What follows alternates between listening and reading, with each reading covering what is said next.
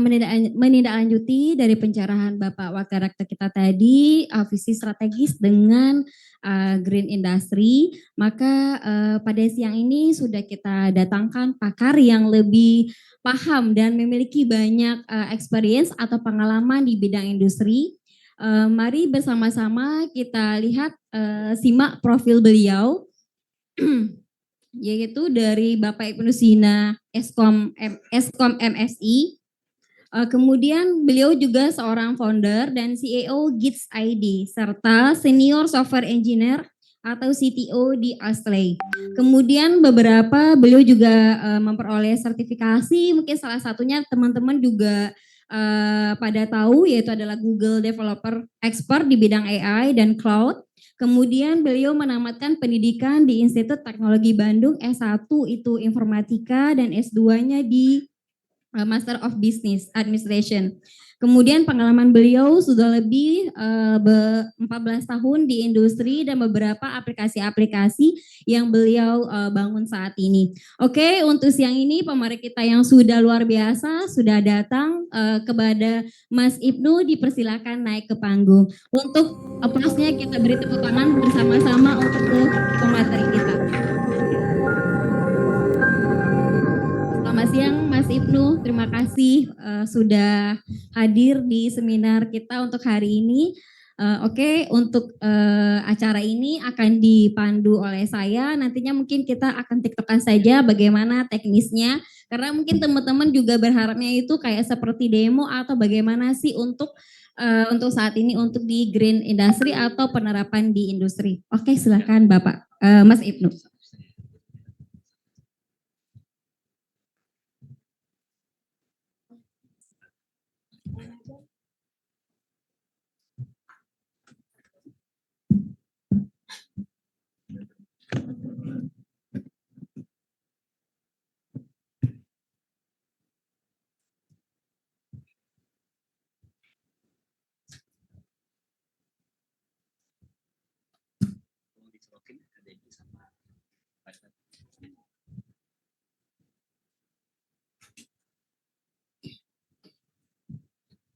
Oke, selamat siang Mas Ibnu. Selamat siang. Bagaimana perjalanannya untuk hari ini? Alhamdulillah lancar.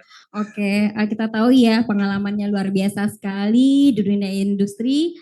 Mungkin sekedar sharing-sharing atau sebelum pemaparan mungkin perkenalan diri dari kali Mas Ibnu, mungkin kelahiran di mana atau mungkin kalau secara formalitas untuk pendidikan tadi sudah saya jelaskan ya. Mungkin untuk lebih detailnya kita coba spill dari Mas Ibnu bagaimana sih pengalamannya lebih kurang sudah belasan tahun untuk saat ini. Ya, oke. Baik. Ini sambil menunggu panitia setup ini kali ya, proyektor ya ke laptop. Oke, perkenalkan nama saya Ibnu Sinawardi. Saya biasa dipanggil Ibnu atau Ibun ya. Saya dari Bandung. Sebenarnya dari Bandung ke Jakarta tuh lebih dekat daripada dari Halim ke sini. Iya, saya naik bus tadi ya dari Tegaluar. Kebetulan bus ini stasiunnya yang Tegaluar dekat sekali dengan rumah dan kantor. Jadi kantor kami Gits.id itu di Sumarekon.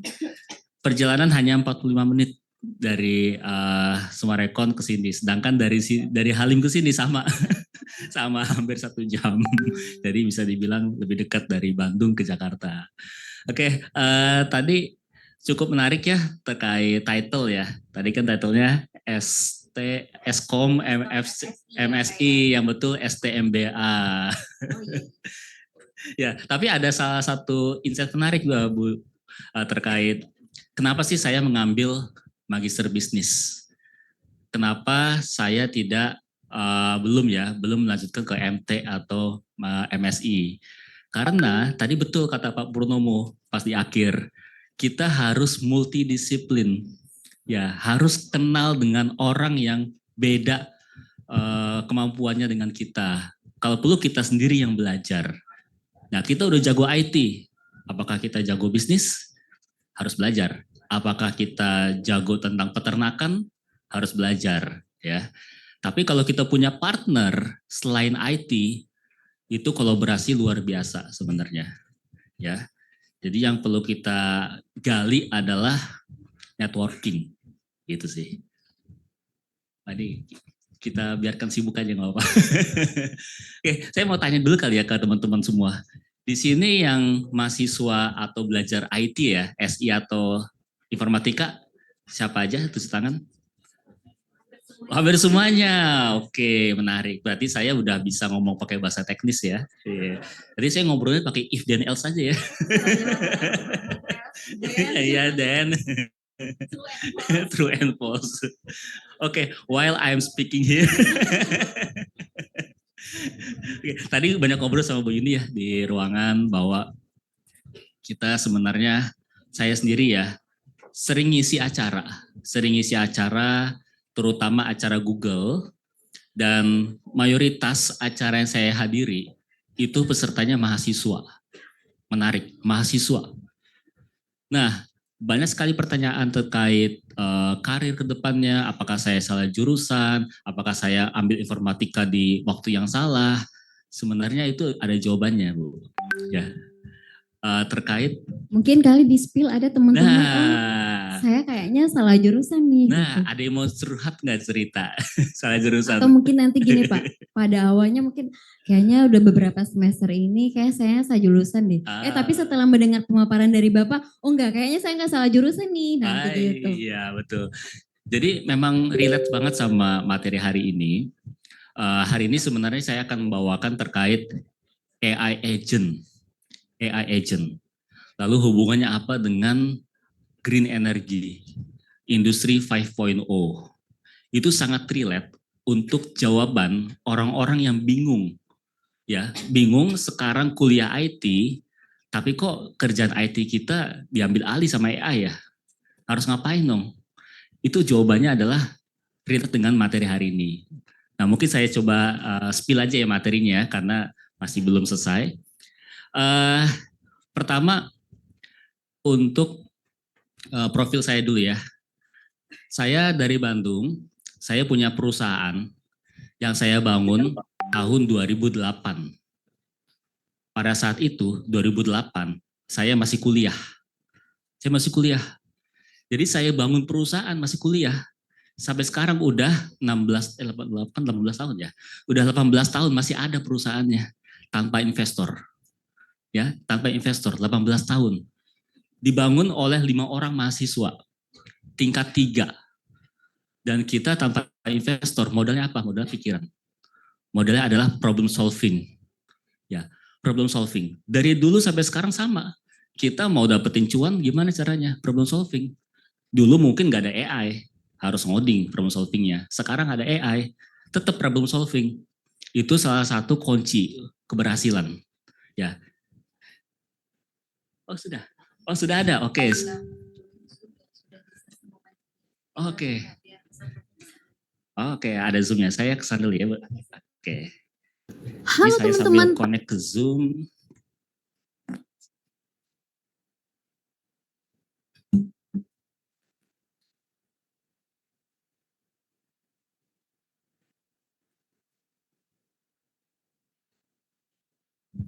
Oke, saya ada cerita sedikit ya.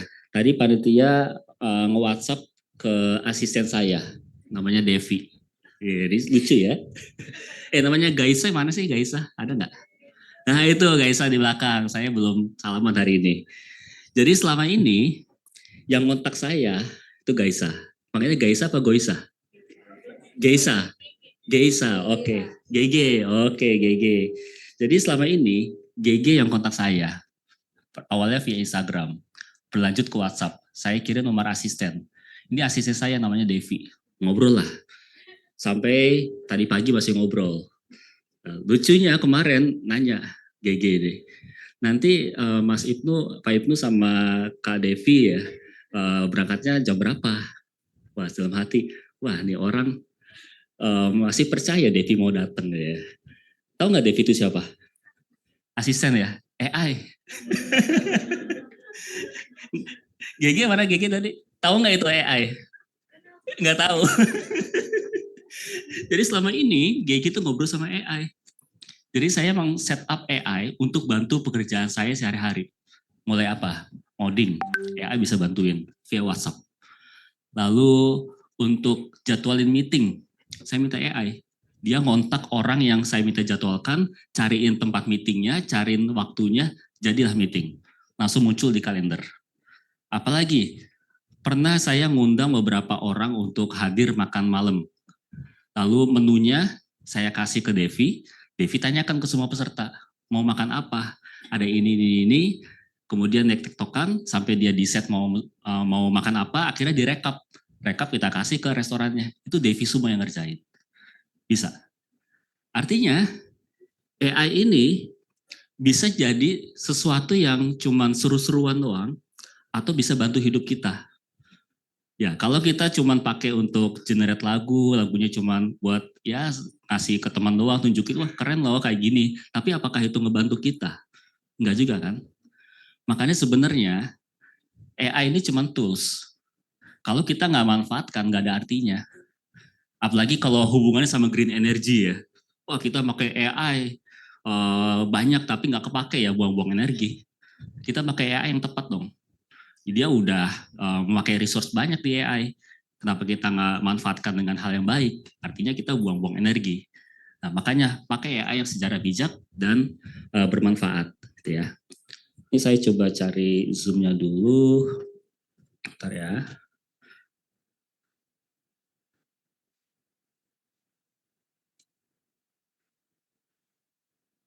Oke, zoom-nya saya kontak. Oh, wifi-nya belum. Wifi-nya bisa ditolong Pak Aditya ke depan. Wifi-nya. Oke, saya konekin wifi. Saya coba provide untuk yang di offline dulu ya. Yang online-nya tunggu wifi dulu. Oke, ini foto saya ketika di Google I.O. Google I.O. Di minggu ini lagi ada acara Google I.O. di Mountain View. Ini foto saya sekitar 2018 kalau saya sampai terakhir kemarin Las Vegas. Nah, andai Devi bisa jadi manusia ya datang sini. Yang mana? Tapi Devi ini udah saya buatin akun email ya. Udah punya email, udah punya nomor WhatsApp, udah punya Instagram. Ada Instagramnya. Dia posting profilnya sebagai personal assistant yang takut digantikan AI. Padahal dia AI-nya. Ada Instagramnya. Dah, siap. Makasih. Nah, lanjut lagi. Ini Zoom. Nah, lanjut ke fotonya tadi. Saya udah banyak keliling dunia ke kantor Google di Mountain View, kantor Google di Krakow, di Eropa, dan sebagainya. Dan yang saya lihat bahwa Indonesia ini nggak kalah bersaing. Ya, mereka cuma menang bahasa Inggris kok, orang-orang bule ini. Mereka cuma menang bahasa Inggris. Kita merasa, wah Indonesia lemah nih, Indonesia nggak kalah jago sama orang bule. Enggak, kita cuma kendala bahasa doang biasanya. Kalau ngadu ngomong antara Inggris sama Inggris, kalau kita jago bahasa Inggris, sama kok kemampuannya. Mereka AI agent bikinnya sama kayak kita. Mereka ngoding caranya sama kayak kita. Mereka juga pakai Stack Overflow, mereka juga pakai AI, itu juga sama. Artinya ya cuma kendala bahasa. Artinya teman-teman di sini jangan patah semangat bahwa kita tuh ya nggak kalah saing kok sama orang-orang luar negeri. Ya, jadi untuk teman-teman sini yang ngerasa salah jurusan, ya sebenarnya banyak sekali cara supaya kita bisa manfaatin apa yang tersedia sekarang. Contohnya apa? Waktu. Kita udah daftar kuliah, udah ngabisin waktu sini berapa semester. Tapi kalau nggak kita manfaatkan, yang ada cuma kesel sendiri. Oh saya ngabisin waktu nih, harusnya saya ngapain malah kuliah di sini. Enggak. Waktu itu sebenarnya suatu hal yang bisa kita cari hikmahnya. Artinya ketika kita sudah ditakdirkan untuk kuliah di sini, banyak sekali hal yang kita bisa oprek, hal yang bisa kita tanya ke dosen, ke teman kita yang lebih pintar supaya kita bisa mendapatkan ilmu yang memang sesuai sama minat kita. Oke, kita share screen dulu yang tadi. Tadi mana ya? Ini ya.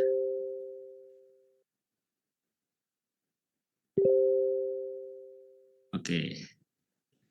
Sip. Nah, dan ini adalah foto kantor saya. Jadi sekarang alhamdulillah kita udah 100 orang lagi. Karena dulu pernah 150 orang, kita turunin, sekarang udah naik lagi. Nah, ada yang menarik dari sini adalah kita coba menurunkan orang atau nggak hiring ya beberapa bulan terakhir atau beberapa tahun terakhir nggak hiring karena AI ini udah sangat ngebantu sehingga ketika kita nggak hiring orangnya berkurang apakah kerjaannya jadi keteteran enggak ternyata AI sangat membantu tapi kenapa kita hiring lagi jadi 100 tadinya kita sempat di angka 40 oh udah sangat kondusif nih 40 semua kerjaan beres tapi sekarang kita hiring sehingga menyentuh angka 100 kenapa karena ternyata kehadiran AI itu membuka banyak peluang. Membuka banyak peluang. Yang tadinya kita cuma bisa nerima misalnya 10 dengan orang misalnya 40 gitu ya. Sekarang kita bisa menerima kerjaan 30 lebih banyak dengan orang nambahnya nggak sampai 300 tapi orang 2 kali lipat aja itu ya. Kerjaan naik 3 kali lipat, tapi orangnya naik 2 kali lipat. Artinya kerjaannya lebih banyak diserap, orangnya juga butuh lebih banyak gitu ya. Nah, teman-teman di sini juga sama. Yang tadinya harus bikin tim 3 orang, 4 orang, sekarang mungkin 2 orang bisa membuat solusi. Ya, jadi kesempatan orang untuk berkarya itu lebih besar dibandingkan dulu. Mungkin cari kerja emang lebih sulit sekarang, tapi untuk membuat lapangan pekerjaan lebih mudah sekarang. Nggak harus punya tim banyak untuk bikin perusahaan. 2 orang cukup, 3 orang cukup. Terus kalau 3 orang berarti impact-nya sedikit dong. Employee-nya sedikit. Ya nggak apa-apa employee sedikit, tapi impact-nya banyak. Lebih banyak UMKM yang bisa dibantu.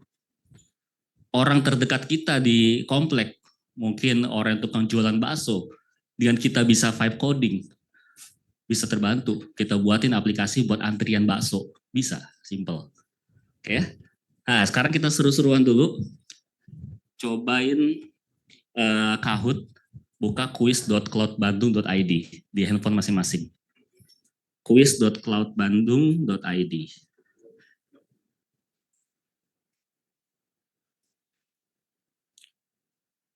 quiz.cloudbandung.id. Bisa? quiz.cloudbandung.id. Internetnya bisa nggak? Nah, ini kita coba ulang dulu.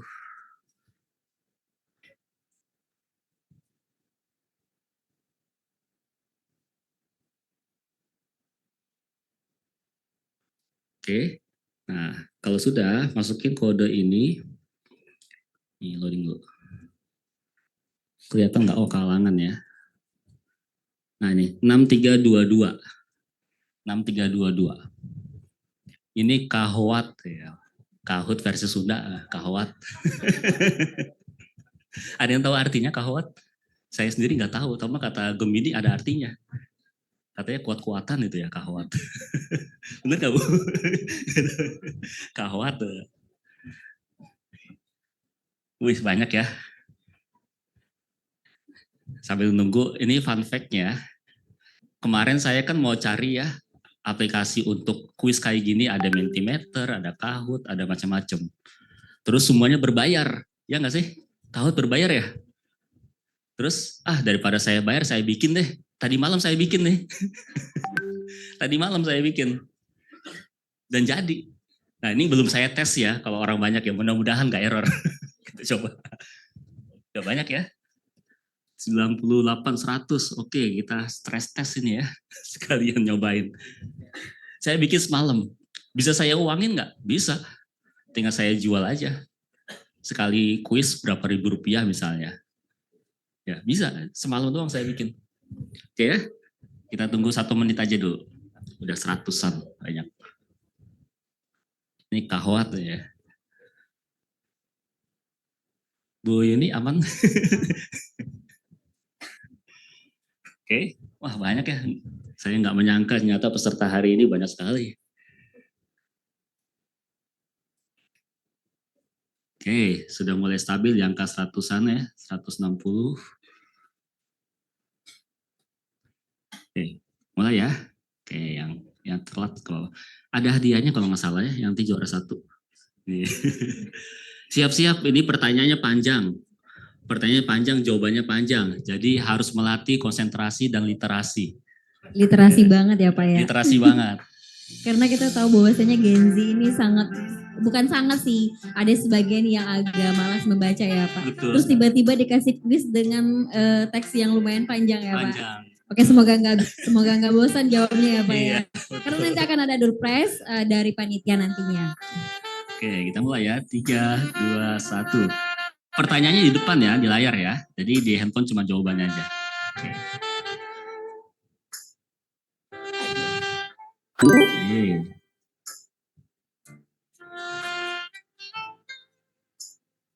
Gen AI merupakan singkatan dari apa? Sebentar aja. Widih. Ya, cepet ya.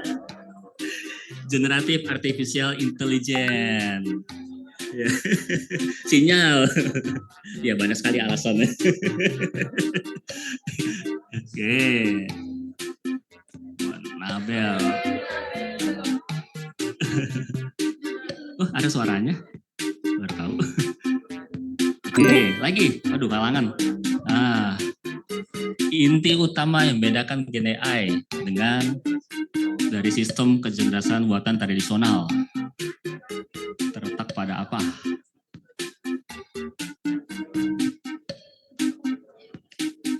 Panjang ya? Nggak kelihatan ya? Jelas katanya. Oke. Wah, hebat. Ya, betul ya. Gen AI itu menghasilkan konten baru, namanya generatif, mengenerate ya. Jadi kalau misalnya kita masih tahu AI yang zaman dulu, prediksi segala macam, itu bukan Gen AI. Itu machine learning ya. Gen AI itu yang baru. Oke. Wih, Nabel keren. Oke, lagi ya. Berbeda dengan model Gen AI standar, hanya memberikan teks mana yang paling tepat untuk menggambarkan sebuah AI agent. AI agent yang mana?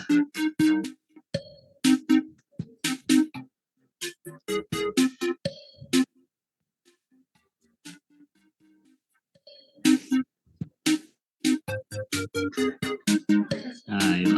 AI agent nih yang mana nih?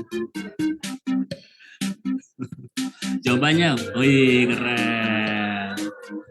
Ya, dapat mengambil tindakan mandiri, kata kuncinya ya. Tindakan mandiri menggunakan tools. Nanti kita bahas lebih detail ya, AI agent. Wih, Nabil hebat nih. Oke. Nah, akronim LLM merupakan kependekan dari LLM.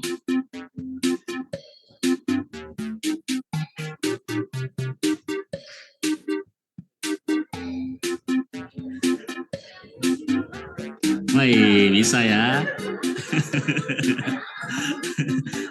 Large language model. Kata kunci large ya. Kenapa large? Karena besar sekali datanya. Harusnya super large ya, cuma kepanjangan kalau super large. Wah iya, Nabil hebat nih. Next. Yang murni berdasarkan aturan logika tetap tanpa memiliki kemampuan belajar. Contohnya apa?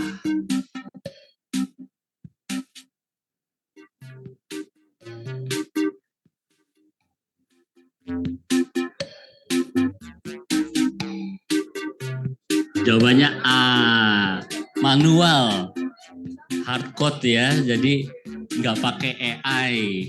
Jawabannya termostat manual ya, nggak butuh AI dia, matiin AC pakai remote aja langsung ya, nggak pakai AI. Next, wah gila nih. Lagi.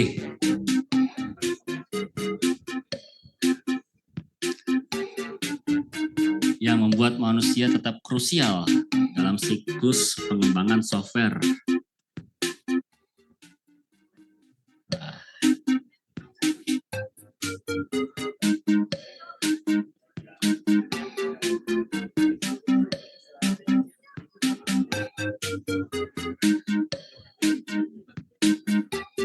Wih, keren.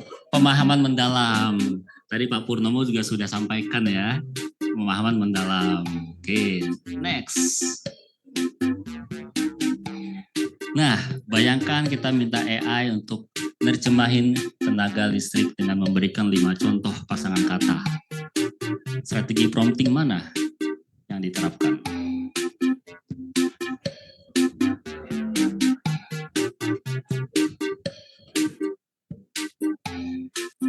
Nah, few shot prompting.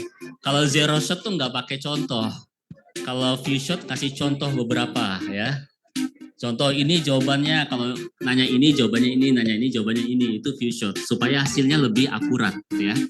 Jadi kalau kita nanya ke AI, kasih contoh jawabannya gimana, biar dia akurat. Next ya. Waduh. Saat membangun aplikasi berbasis LLM yang perlu data internal. Mana perlu data internal?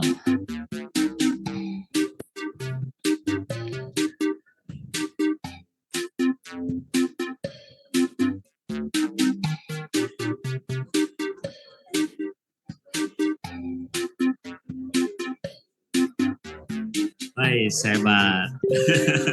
RAG ya, Retrieval Augmented Generation. Nah, RAG.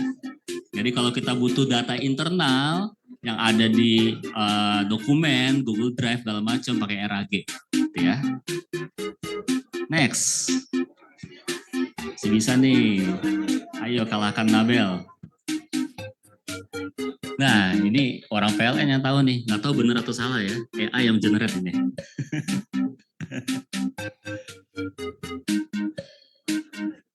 Bener nggak nih AI-nya?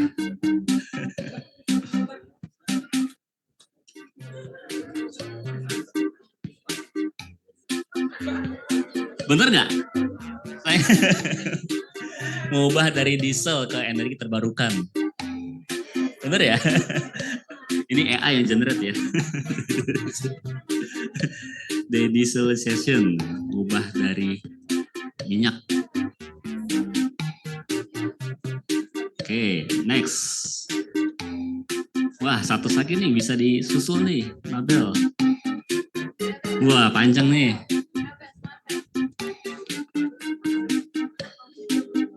Industri 5.0, fokusnya apa?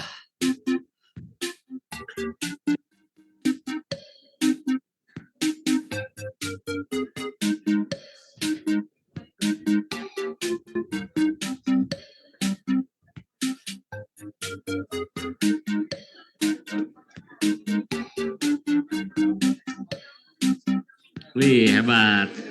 Kolaborasi antara robot atau AI dengan manusia. 5.0 ya.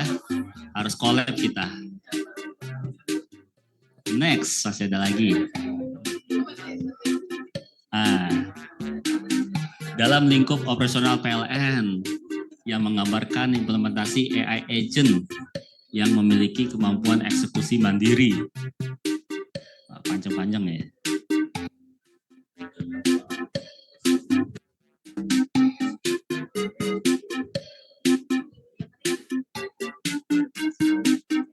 AI agent ya.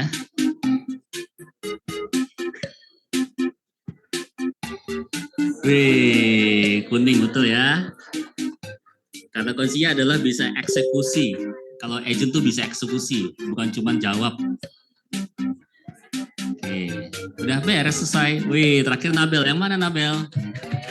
Wih, nanti dapat hadiah ya. Siap, bagus-bagus. Hadiahnya sekarang apa nanti? Nanti aja kali ya. Nanti aja.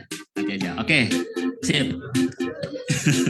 Tadi saya bilang bikinnya pakai AI. Buktinya mana? Ini saya buktiin. Ini dia AI-nya. Nah, ini beneran saya pakai prompting aja. Ini pakai AI Studio, punyanya Google. Ya, nggak butuh laptop, nggak butuh apa ya? Yang nggak butuh laptop, nggak butuh kemampuan programming. Ya, Cukup bilang aja, ngasih prompt yang benar, ngasih revisi, dan lihat hasilnya. Kalau salah, benerin. Pakai AI Studio. Jadi, prompt pertama saya adalah buat seperti Kahoot dengan beberapa fitur yang saya bisa generate pertanyaan pakai AI. Dan jadilah seperti ini. Dan semua pertanyaannya itu semua pakai AI. Ini kayaknya tokennya habis ya. Nah, coba ya.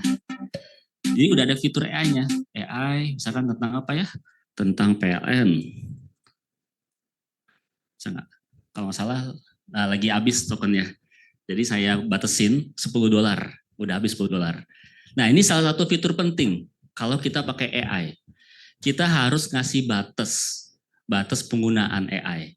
Karena kalau nggak dikasih batas, itu bisa sampai miliaran hilang duit. Ya, kalau apa? Kalau se-Indonesia bisa akses tanpa dibatas. Ini baru sedikit aja yang akses sudah habis $10 untuk generate pertanyaan. Tadi saya kebetulan ngasih akses ke beberapa teman-teman Google Developer Group di Indonesia dan mereka cobain pakai ini. Makanya mereka banyak coba bikin pertanyaan menggunakan AI, gitu ya.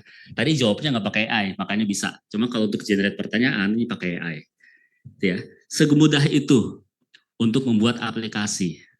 Makanya teman-teman yang masih fokus ngoding sekarang harus mulai geser. Jangan cuma fokus ngoding, fokus ke solusi. Saya bikin ini kenapa? Karena saya punya problem. Apa problemnya? Saya ingin menarik atensi. Saya ingin membuat seminar ini lebih menarik. Itu problemnya. Solvingnya pakai ini. Saya buat solusi. Ya, ada banyak sekali problem yang ada di sekitar kita. Solusinya bisa beda-beda. Mungkin problemnya sama, solusi bisa beda. Kenapa? Tergantung koneksi. Ya. Nah, teman-teman bisa merenung. Coba lihat di handphone. Lihat di sekitar kita. Siapa sih orang yang bisa kita ajak kerjasama? Dengan skill yang kita kuasai. Dengan tools yang kita tahu. Banyak sekali. Saya pernah ngisi di Surabaya. Ada peserta maju. Kemudian dia bilang, saya tanya, siapa yang mau maju dan sharing terkait siapa orang terdekat yang bisa teman-teman gapai, yang bisa teman-teman kontak sehingga keluar dari sini bisa ngajak bisnis bareng. Wah, ada yang maju. Dia bilang mau bikin LMS, Learning Management System. Karena dia kenal siapa? Dia kenal kepala sekolah. Yang kebetulan katanya pernah bilang butuh. Nah, dia pulang dari sini, dia katanya mau ngontak. Kalau sekolahnya masih butuh nggak? Kalau masih butuh saya bisa buatin seminggu. Secepat itu.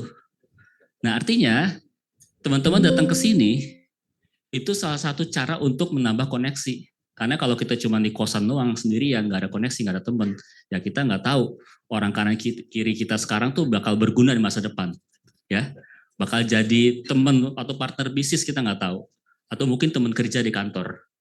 Ada banyak hal yang kita belum tahu di masa depan. Makanya banyak-banyaklah ketemu orang, termasuk main padel, gitu ya. Oke, lanjut lagi materi ya. Tadi udah saya buktikan bahwa bikin Kahoot seperti itu, ini testing pertama kali ya, bisa ternyata, berhasil. Bahkan bikin slide pun pakai AI. Nah ini slide-nya. Ya. Ini ngalangin ya, sini ininya ya. Oke, ini pindahin juga. Nah, tadi kan kita lihat beberapa pertanyaan terkait AI agent. Kita bisa bayangkan, misalnya di pabrik, ada mesin yang nggak efisien. Nggak efisien misalnya stoknya ada yang hilang, bahan bakunya ada yang habis, sehingga ya dia nggak bisa mengeluarkan output yang seharusnya. Dengan AI agent, kita bisa otomatis matiin mesin tanpa harus minta manusia yang matiin. Oke, ini udah nggak efisien, matiin mesin otomatis. Nextnya bisa ngapain lagi? Bisa langsung masukin ke ERP atau bisa bikin email otomatis. Ini ada yang habis stoknya nih, tolong belanja dong. Bikin purchase order, ya bikin kontrak, bikin request order, macam-macam lah. Ini bisa terjadi kalau kita berada di satu posisi yang tahu koneksi sistem kemana aja. Makanya kita orang IT sangat diuntungkan. Kenapa? Kita tahu banyak istilah. API, tahu API apa, database tahu, IoT tahu.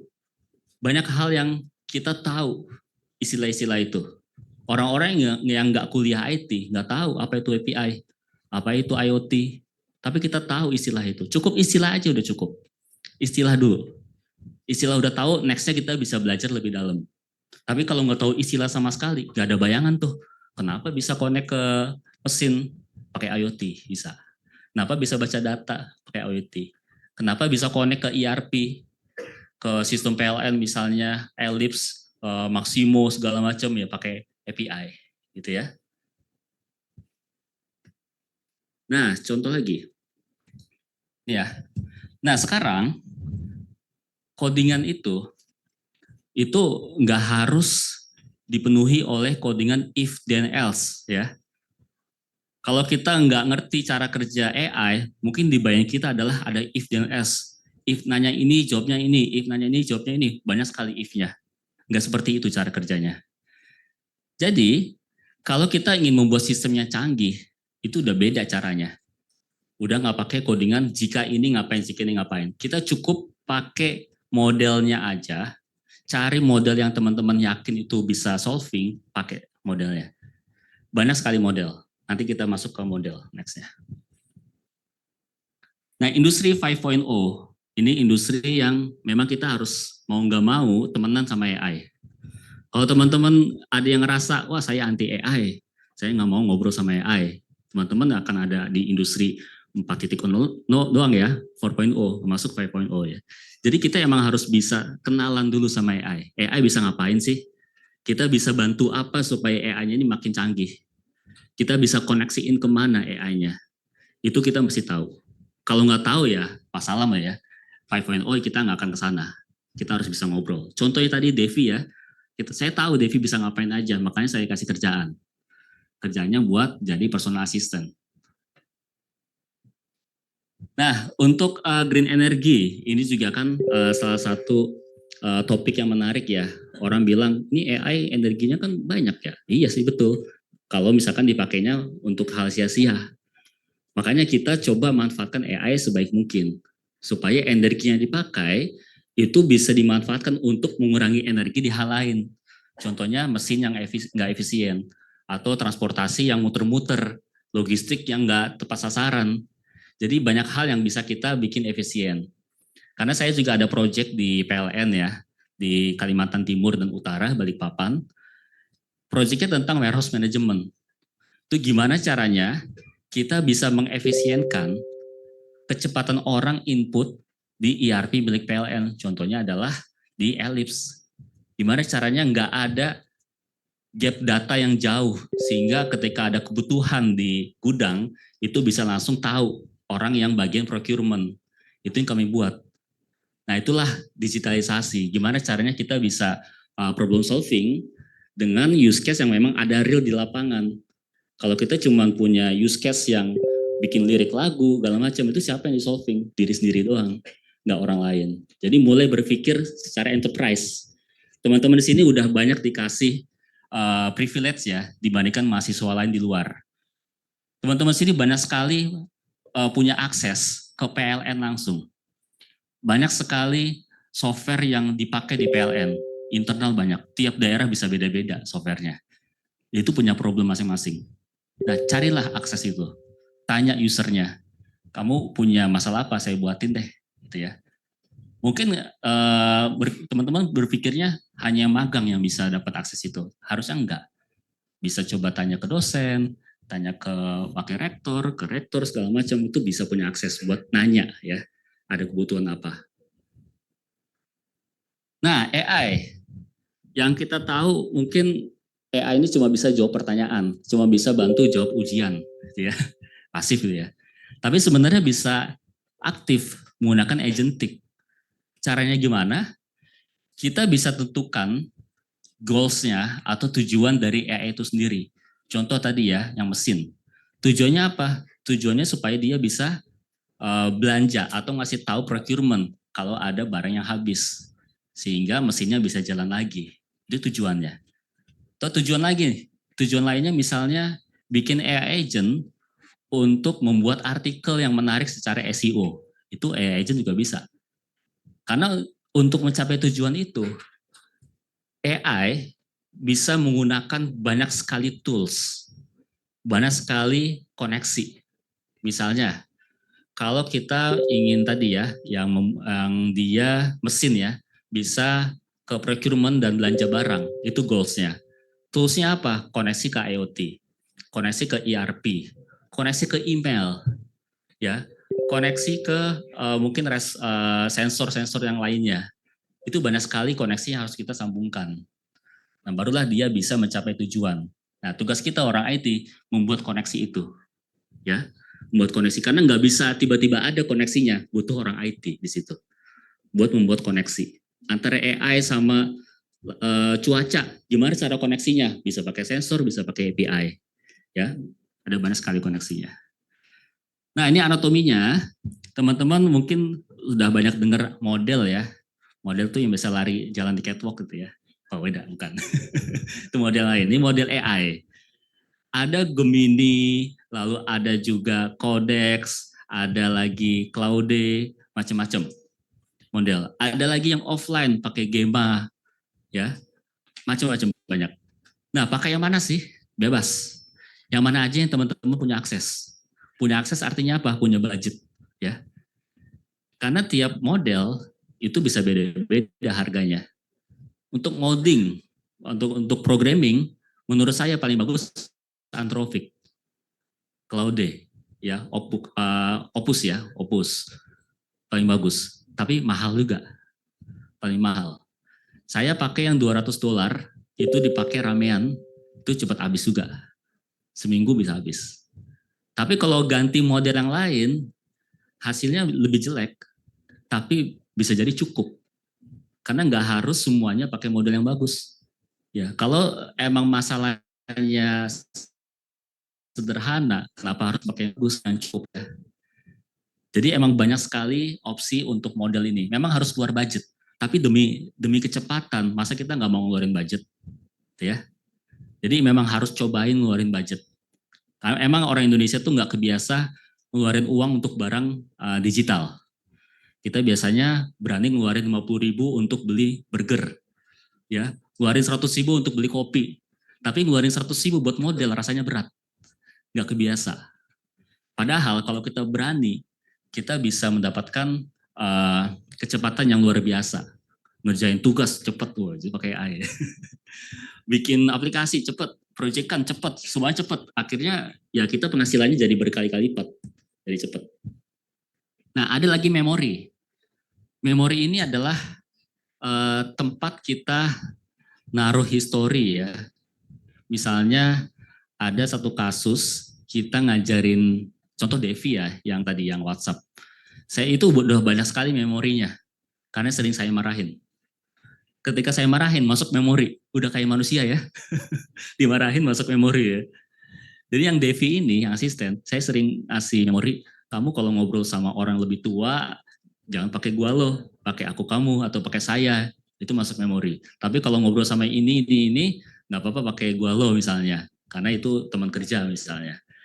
Ya itu udah banyak sekali. Terus kalau misalnya mau bales, jangan kecepatan, nanti kamu ketahuan AI. Gitu. Jadi memori seperti itu. Nah, termasuk AI agent, kita bisa pilih naruh memori di mana.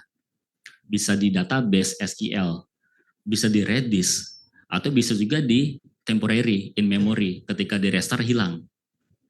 Dan kita bisa nentuin kapan sebaiknya dia nyimpen ke memori.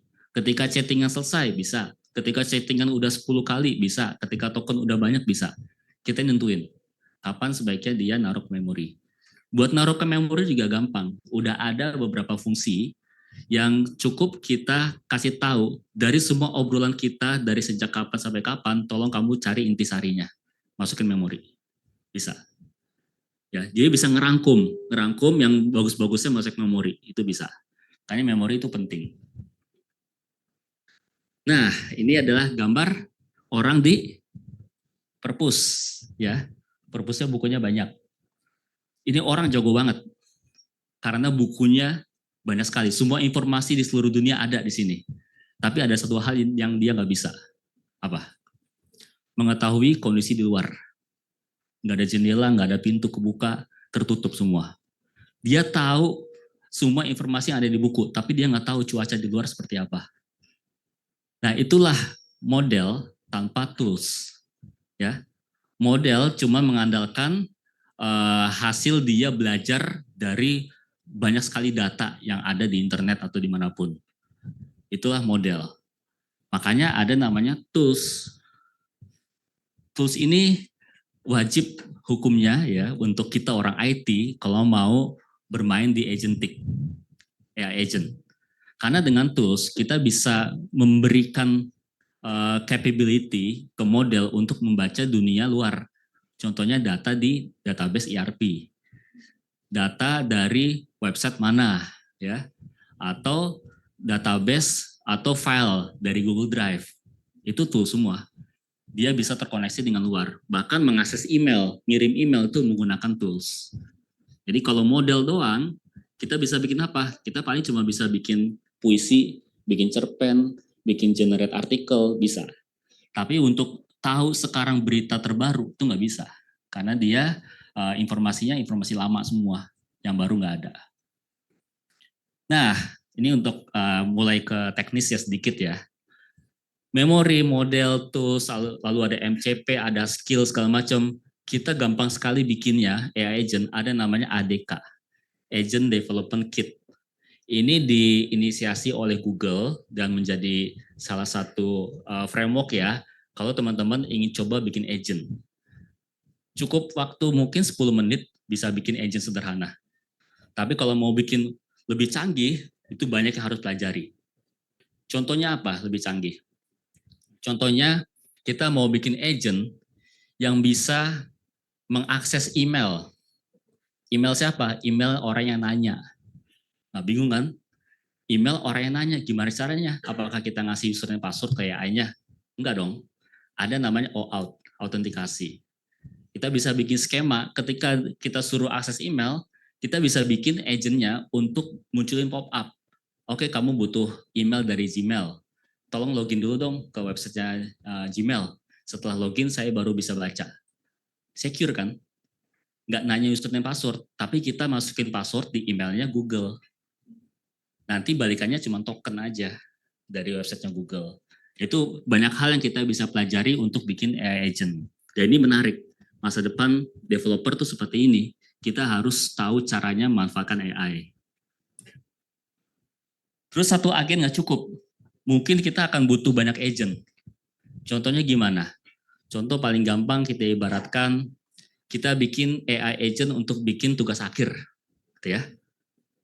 Kita bisa bikin multi agent, satu agent mahasiswa, satu agent dosen. Ketika mahasiswa selesai ngerjain satu paragraf atau satu tulisan, dilempar ke dosen, dosen mereview dalam perspektif dosen. Wah kurang ini, balik lagi ke mahasiswa, kerjain lagi hasil revisinya, balik ke dosen terus-terusan. Sampai akhirnya dosennya menyetujui, akhirnya lolos dari AI agent ini. Bisa seperti itu. Jadi antar agent ngobrol. Kita yang ngedesain, apakah mau serial ngobrolnya, atau paralel, atau ada satu koordinator yang dia tugasnya menentukan ini udah cukup atau belum. Bisa. Misalkan mau bikin artikel yang bagus SEO-nya, kita bisa bikin satu koordinator agent yang dia bisa menilai, artikelnya sudah oke, udah approve, silakan dipublish. Nah, bisa seperti itu. Contoh kayak gini ya, arsitekturnya.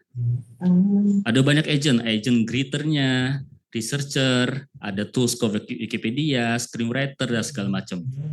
Ini contoh multi-agent. Teman-teman bisa ngedesain sendiri seperti apa, tergantung use case-nya. Nah ini menarik buat jadi topik tugas akhir. Nah, multi-agent tuh, coba dipikirkan seperti apa. Multi-agent ya, banyak sekali hal yang bisa kita buat dengan multi-agent ini. Nah ini salah satu tools juga, Agent CLI. Untuk membuat agent sekarang, bisa menggunakan AI juga. Ya, membuat AI agent menggunakan AI. Wah, seru ya. Untuk mengenerate konten dari AI. Semuanya AI. Bolak-balik. Itu materi saya di Surabaya minggu depan. Saya minggu depan Surabaya. Topiknya adalah membuat AI agent untuk mengenerate konten berbasis AI menggunakan AI. Kayak gitu. Ini agent CLI, dia sudah menyediakan skill. Nah, teman-teman mungkin pernah dengar ya, skill. Skill ini bisa dikonsum ke Claude misalnya, anti-gravity, ke VS Code, dan sebagainya. Ketika si VS Code-nya misalnya sudah diberikan skill, dia akan bisa mengikuti aturan yang ada di skill. Misalnya, untuk membuat agent, caranya adalah membuat root agent, ada tools-nya, sintaksnya seperti segala macam. Nanti skill-nya itu akan memberitahu ke modelnya, ini loh cara membuat agent. Tugas kita ngapain? Tugas kita ya ngasih prompt aja, tolong buatkan agent yang connect dengan data ini selesai jadi. Dan kita testing. Ya. Nah, ini buat agent juga bisa drag and drop. Jadi ada banyak sekali tools-nya, bisa drag and drop buat agent, drag and drop jadi. Ya. Oke, multi agent saya demo sedikit ya, buat membuktikan bahwa ini mudah. Wah, ini udah mulai ke VS Code nih. Sedikit aja. Saya gedein deh, biar yang di online kelihatan. Saya bikin agent namanya Warehouse Ops. Ini close dulu.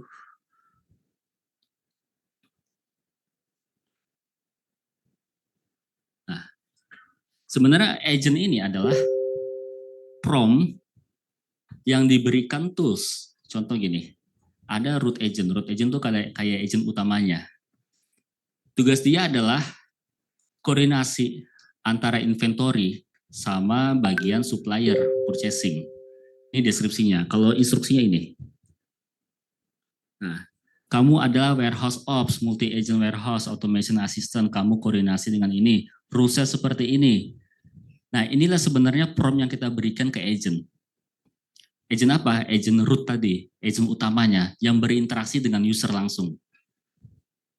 Nah, kemudian root agent ini dia punya tools. Toolsnya apa? Inspect inventory, punya tools run replenishment cycle. Ini fungsi aja, fungsi Python. Nah, ini fungsi. Ini fungsinya kita lihat dikit. Nah, ini masih dummy. Datanya data dummy, ya. Kalau mau data beneran connect ke ERP. Connect-nya gimana? Kita orang IT yang tahu. Kita yang punya akses ke ERP itu. Makanya kalau kita punya akses ke ERP dan kita tahu cara bikin agent, kita bisa integrasi manapun. Contoh PLN ya. PLN tadi saya bilang banyak sekali aplikasi yang dipakai. Cara solvingnya gimana? Koneksiin antar aplikasi menggunakan agent. Bisa banget tuh. Jadi nanti orang PLN. Punten Mas Ibnu, kata dari audiens online kita, sepertinya Mas Ibnu lupa untuk nge-share dan yes. Oh, oke. Oke, terima kasih. Iya. Oh, ini ke pause ya. Gimana cara naikinnya? Mungkin di stop dulu kali ya. Stop dulu. Oh, share-nya harus semua satu layar, entire. Oke. Untung diingetin. Oke, ini ya. Jadi di PLN tuh banyak sekali aplikasi, tugas kita bisa gabungin. Sehingga karyawan PLN ketika mau ngambil data, dia nggak usah tahu ngambilnya dari mana. Dia cukup tanya ke chatbot, ini berapa penggunaan screwdriver ini kemarin. Dia nggak tahu diambil dari mana. Tanya ke chatbot, dia akan ngambil. Chatbotnya milihnya dari mana? Itulah canggihnya model. Dia bisa tahu ngambil dari mana. Karena di setiap tools kita kasih deskripsi. Deskripsinya akan dijadikan acuan dia akan dipilih atau enggak. Ya. Ini toolsnya. Lalu ada namanya sub agent. Nah, sub agent adalah ya agent yang bisa diajak komunikasi sama agent lain. Jadi dia bisa delegasi. Bedanya tools sama sub agent apa? Kalau tools itu dipakai untuk ngambil data. Tools. Yang jawab adalah agentnya yang punya tools. Misalnya saya ini adalah agent. Saya punya payung. Ya, toolsnya payung ya. Ya payung ini saya pakai untuk menahan hujan. Kalau sub agent beda. Kalau sub agent saya punya orang lagi lain yang saya bisa delegasi. Kamu aja yang jawab. Gitu, sub agent. Jadi delegasi agent lain yang jawab, saya forward aja. Itu sub agent. Oke, tadi kita udah ya, cuma dikit. Jadi intinya cuma butuh instruksi, butuh tools, butuh sub agent. Nanti sub agentnya kita bisa atur dia paralel atau dia serial atau dia ada koordinator. Itu aja simple sebenarnya, gampang kok bikin agent. Yang sulit adalah dapetin akses buat bikin tools. Itu yang sulit. Gimana caranya akses ERP? Mungkin butuh surat kah, butuh akses ke temu siapa, segala macam, itu yang susah. Bikin agentnya gampang. Ya, jadi jangan patah semangat, gampang kok ini. Tapi kalau untuk orang non IT mungkin susah. Kita orang IT kebayang lihat kayak ginian. Ya. Oke, lanjut lagi. Nah, ini salah satu hal yang kita juga bisa coba kuasai karena sekarang AI agent itu mulai banyak dipakai. Dan banyak juga orang yang ngaku-ngaku bisa bikin AI agent. Padahal dia nggak ngerti masalah security. Nah kita ya, orang yang tahu tentang IT, cobalah pelajari security. Terlebih tentang AI agent. Gimana caranya AI agent ini nggak bisa diserang sama prompt jahat untuk ngebongkar data rahasia. Atau gimana cara tahan AI agent supaya dia nggak nyimpen password dari pengguna dan segala macam. Kita bisa kuasai. Banyak sekali toolsnya. Kalau di Google ada namanya agentic platform, kalau di AWS juga ada dan segala macam. Kita coba pelajari teknologi milik Google, teknologi milik AWS untuk AI. Ada sertifikasinya juga, ya. Kita pelajari. Nah, ini udah sampai akhir. Nah, ada banyak sekali ya use case. Ini ada warehouse management, bantu baca skema database dan segala macam. Ini juga sama ya. Intinya kita juga bisa membuat agent yang bisa bikin tools dan connect ke database sehingga nantinya ketika kita ingin koneksikan dari penggunaan barang di gudang dan bisa otomatis masukin ke dalam penerimaan goods issue, nah itu bisa otomatis menggunakan agent. Karena ini istilah-istilah warehouse ya, MRO ya. Penggunaan ada good issue, penerimaan segala macam. Nah ini juga sama, use case, efisiensi, energi proaktif. Kita juga bisa secara real time mengambil data dari mesin. Dan juga kita bisa prediksi ketersediaan. Dan menariknya dengan AI agent, kita bisa kombinasiin model atau gen AI dengan machine learning.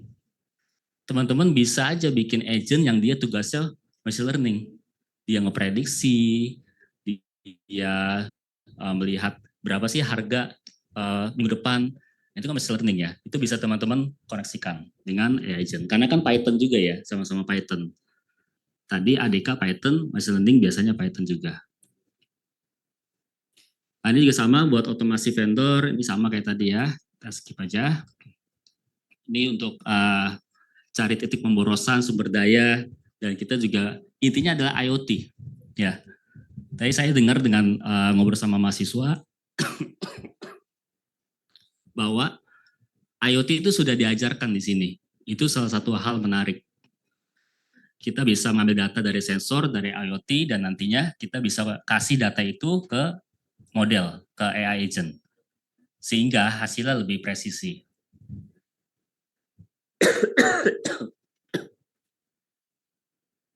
Nah, ini salah satu topik yang sering dibahas ketika saya berhadapan dengan mahasiswa. Apakah saya harus tetap belajar coding? Apakah saya harus ngapalin sintaks? Jawabannya enggak. Nggak usah ngapalin sintaks. Berat, biar aku aja. Sekarang udah bergeser. Teman-teman save aja, jangan ngabisin memori otak dengan sintaks-sintaks yang banyak sekali, ada Python lah, ada Rust, ada PHP segala macam. Cukup simpen intinya aja bahwa programming itu ada if else, ada looping, lalu juga ada kondisional segala macam ya.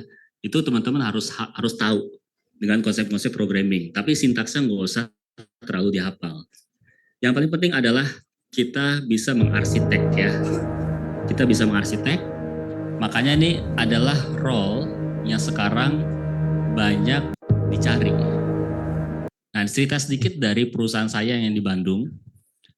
Kita udah mulai menghapus beberapa posisi dan kita geser ke posisi lain. Contohnya apa? Desainer. Desainer kita hapus. Nggak ada desainer.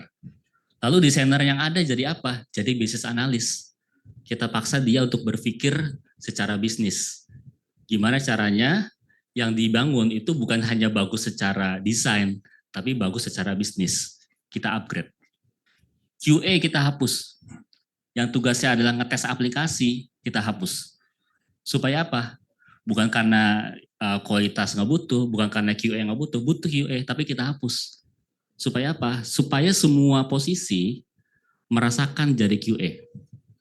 Kenapa? Karena sekarang programmer harusnya ngeprogram, akhirnya yang ngeprogram adalah AI. Tugas programmer ngapain kan? QA kan? Ngetes aja. Terus kenapa harus ada QA lagi? Kalau programmer nganggur kok. Ya. PM-nya juga sama. PM bikin task juga gampang. Terus dia mau mastiin bahwa aplikasi yang dibuat oleh AI dan dibantu programmer itu bagus. Dia harus ngetes. Karena kalau misalkan ada QA, biasanya yang hafal produknya adalah QA. Project manager-nya nggak hafal. Nggak tahu ini aplikasi apaan. Makanya kita bikin gimana caranya supaya PM lalu programmer itu hafal sama apa yang dibikin. Karena bahaya kalau kita serahkan semua ke AI. Sedangkan programmernya nggak ngerti. Dia cuman copy-copy doang atau nge-prompt doang jadi dan dia nggak ngerti. Makanya kita hapus posisi QA supaya programmer terpaksa harus hafal, harus tahu. Ya, supaya dia berpikir secara kritis, wah ini salah nih desainnya, harusnya gini. Jadi kita berusaha mengupgrade orang supaya ya kerjanya nggak monoton, cuma copy paste doang. Ya, programmer copy paste doang kalau cuma urusan sama AI, mau prompting doang. Tapi kalau dia dibantu ada tambahan job desk untuk ngetesting QA, dia mau nggak mau ngerti bisnisnya, ya, ngerti apa yang dibikin. Nah, intinya kita harus bisa mendesain kira-kira AI agent-nya itu seperti apa, objektifnya apa, tugasnya apa, sehingga nantinya kita bisa coba mengimplementasikan ke dalam framework. Kata kuncinya framework ya. Kalau kita mau bikin AI agent, nggak usah kita bikin framework sendiri, udah banyak kok. Ada Langchain lah, Langgraph, ada ADK, segala macam, ada Crew AI, itu framework. Pakai aja, supaya rapih codingannya. Lalu untuk API kita harus tahu koneksi kemana sehingga kita bisa membuat AI-nya lebih canggih. Bukan cuma tahu dari model, tapi tahu dari dunia luar, data-data yang ada di luar. Dan manusia ini juga sangat penting ya untuk bisa mendesain sebagai decision maker-nya. Dan kita juga akan menjalankan apa yang dibuat oleh AI. Makanya kalau teman-teman punya akses untuk menjadi entrepreneur, cobalah jadi entrepreneur. Ya, teknologi yang teman-teman bangun itu bisa dipakai untuk bisnis diri sendiri atau bisnis teman kita. Makanya cobalah bernetworking, mudah-mudahan kita akan bisa menjadi entrepreneur, seperti itu ya. Dan etika ini juga penting ya. Jangan sampai kita gunakan AI untuk menipu orang, kecuali Devi tadi ya. Ya, jadi kita harus tanggung jawab karena memang udah banyak sekali ya use case AI ini dipakai untuk hal jahat. Kita jangan seperti mereka. Kita harus melawan ya. Ya, saya akan lawan.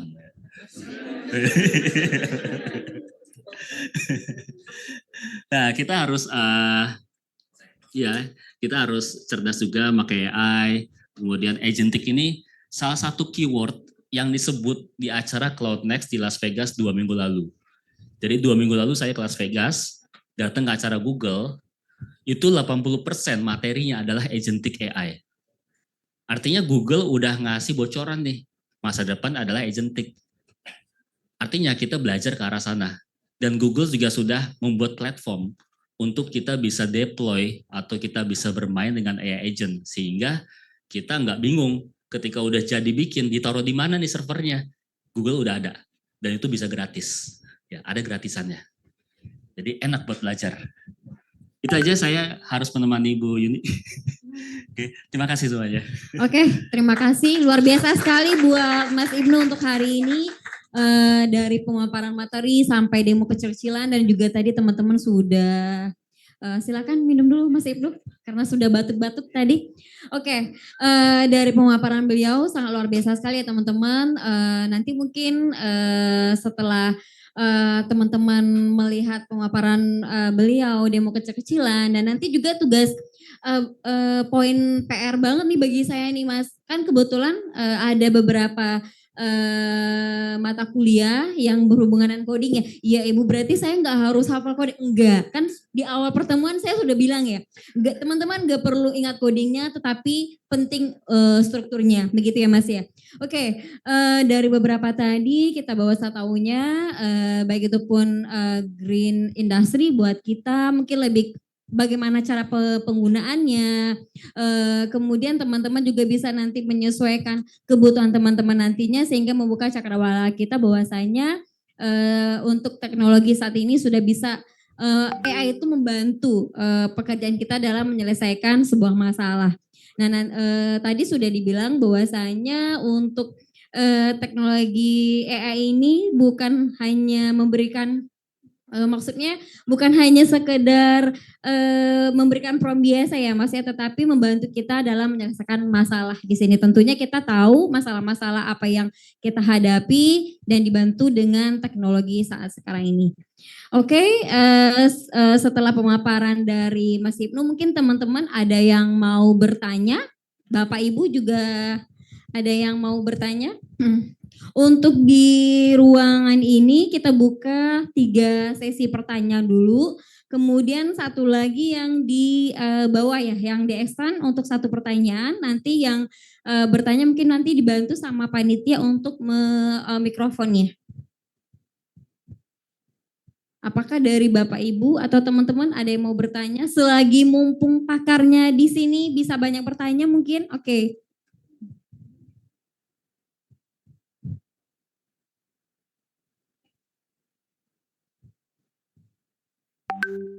Oke, silakan disebutkan namanya dan mungkin dari prodinya.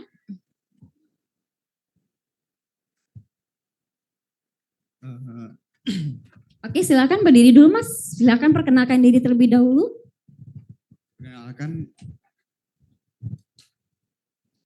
Perkenalkan nama saya Yusuf Habibi dari Parodi Sistem Informasi. Saya ingin bertanya, dengan adanya AI ini itu kan meningkatkan efisiensi dari perusahaan kita.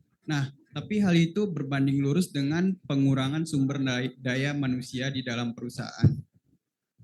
Contohnya seperti data entry, dulu tuh job data entry itu banyak tapi sekarang sudah mengalami pengurangan. Nah, pertanyaan saya adalah, kan tadi Bapak bilang dengan adanya AI ini bakal banyak membuka lapangan pekerjaan baru. Nah, pertanyaan saya adalah, apakah pembukaan lapangan pekerjaan itu sebanding dengan pengurangan lapangan kerja yang disebabkan oleh AI? Terima kasih. Kita tampung dulu atau langsung dijawab, Mas Ibnu? Oh, langsung dijawab. Nanti takut lupa ya. Oke, iya, terima kasih. Tadi apa? Oh, ingat Mas, ingat. Oke, ini pertanyaan bagus ya. Terkait kita contoh mundur lagi ke belakang ketika jalan tol ya. Jalan tol, ada yang tahu nggak dulu ngalamin nggak sih generasi sekarang jalan tol pakai orang ngasih tiket? Ngalamin nggak sih? Masih. Sih ngalamin ya. Zaman dulu pakai tiket ya, orang nukerin kartu. Itu kerjaan yang kayaknya nggak penting banget ya. Dan akhirnya sekarang tergantikan oleh e-money, oleh mesin otomatis dan segala macam. Tukang yang jaga gate di mall-mall juga digantikan oleh mesin segala macam. Dan itu yang tergantikan banyak sekali. Dan mereka kemana? Mereka beralih ke pekerjaan lain. Yang tadinya dia melakukan sesuatu yang useless lah ya. Akhirnya mereka mengeksplor diri sendiri dan akhirnya dia mendapatkan pekerjaan. Mudah-mudahan insya Allah itu ya. Nah, sama dengan saat ini ya. Banyak sekali orang-orang yang terdampak karena mungkin dia nggak bisa compete atau nggak bisa memanfaatkan AI sehingga perusahaan akan memilih orang yang bisa memberikan impact lebih banyak ke perusahaannya. Nah, salah satunya adalah kita harus menonjolkan diri ya terkait gimana cara pakai AI. Lalu jumlahnya seberapa banyak? Ya jumlahnya bisa jadi lebih banyak daripada orang yang membangun lapangan kerja baru.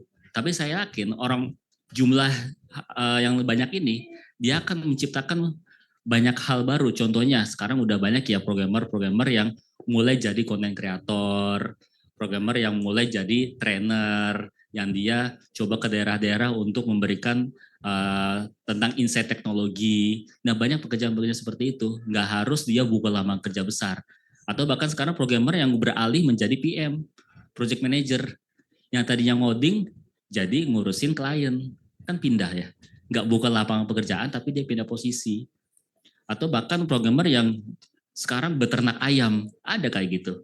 Yang dia memproduksi bean bag karena tahu teknologi, tahu algoritma, dia tahu nih if ini kemana, lalu dia kalau ada plan B harus gimana, itu kan hal-hal yang memang kita pelajari sebagai programmer engineer ya, terkait problem solving, terkait algoritma, terkait alur berpikir, itu banyak sekali. Jadi intinya nggak harus kita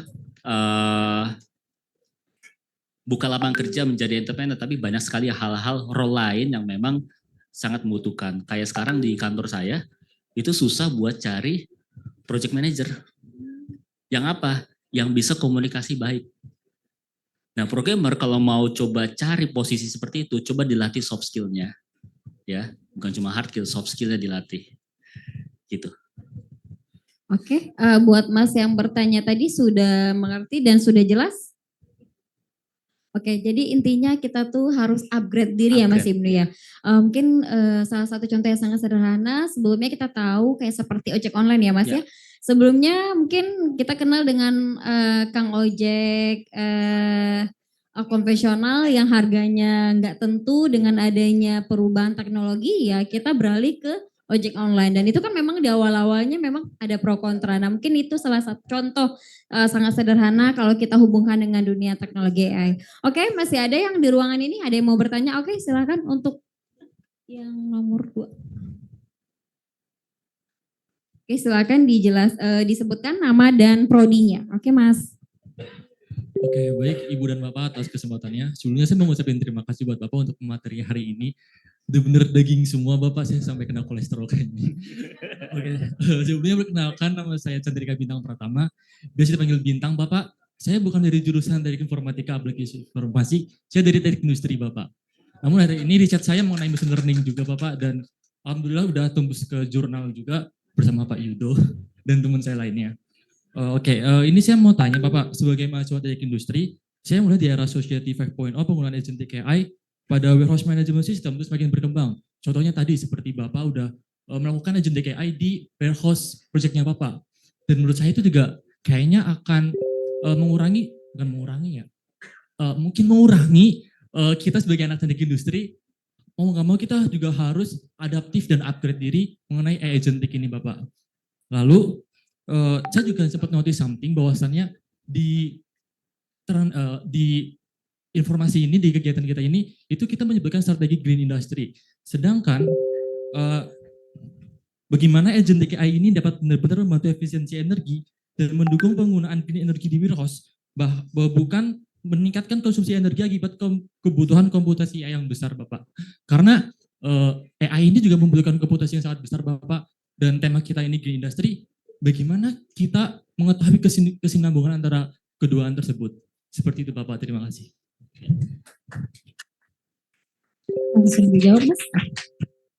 Ya, memang ini salah satu dilema ya penggunaan AI.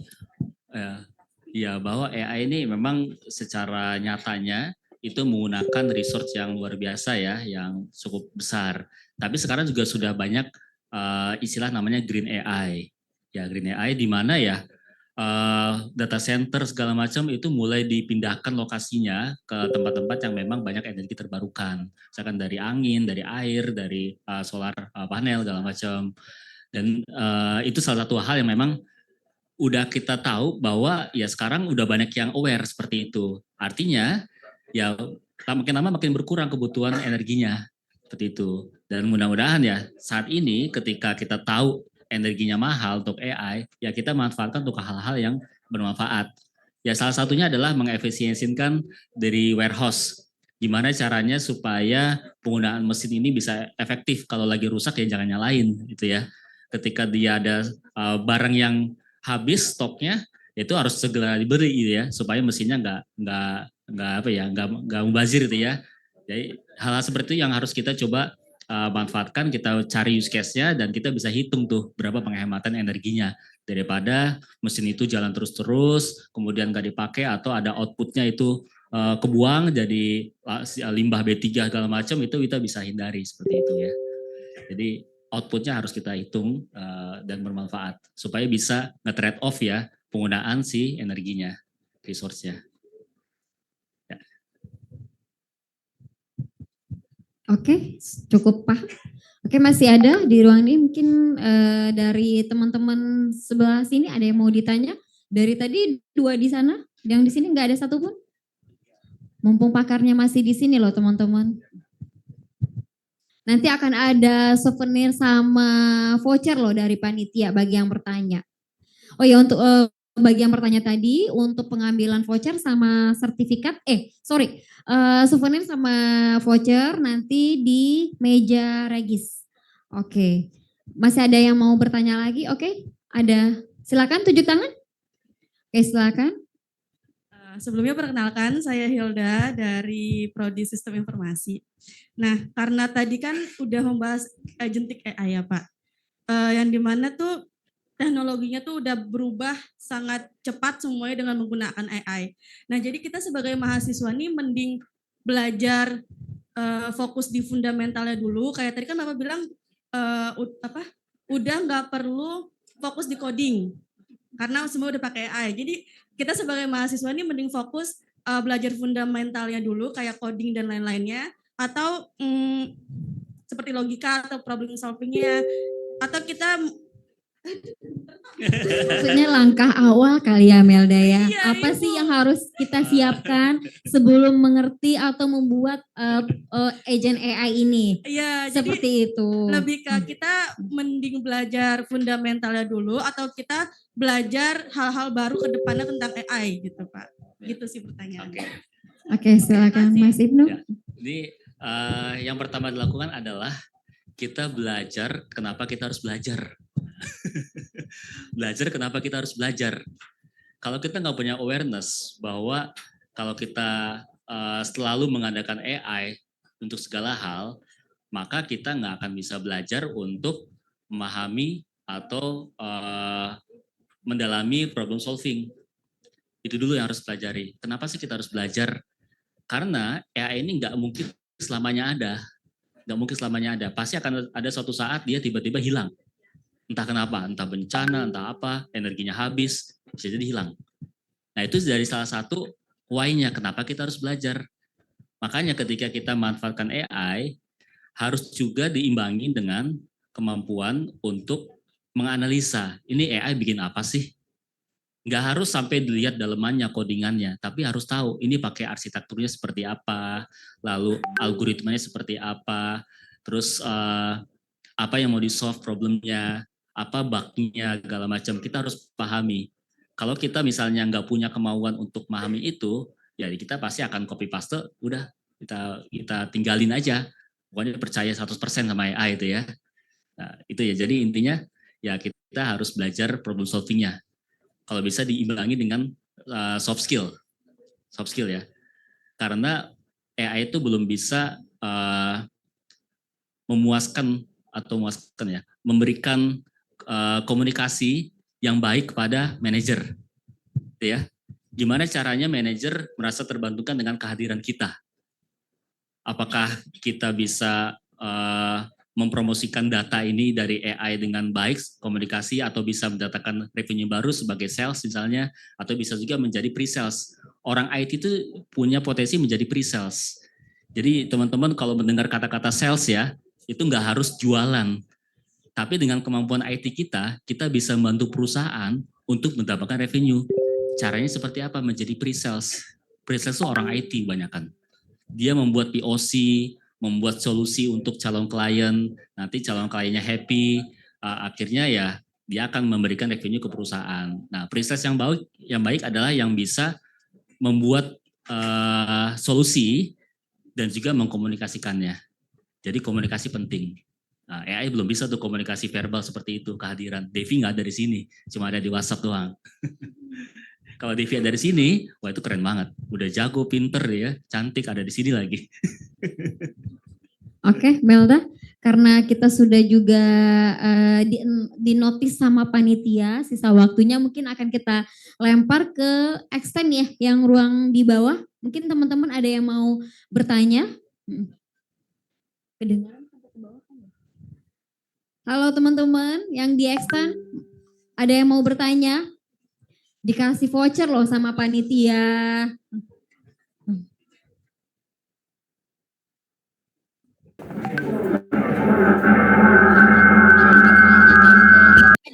Ada. Oh.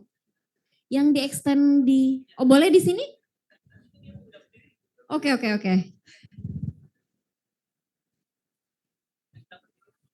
Oh iya oke. Nggak tahu suaranya masuk ke itu yang pakai baju garis-garis makan apa itu enak?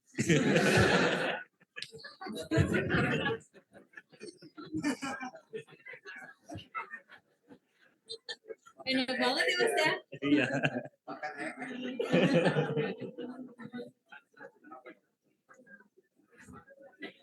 Nggak dengar kayaknya. Tadi lagi ada masalah teknis. Iya, atau notis ke panitia atau bagaimana?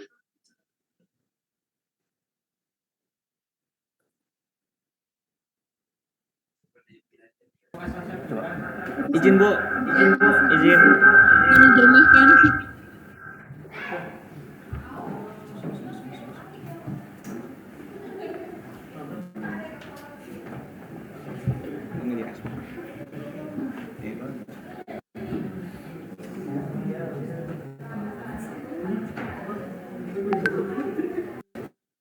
Ini siapa?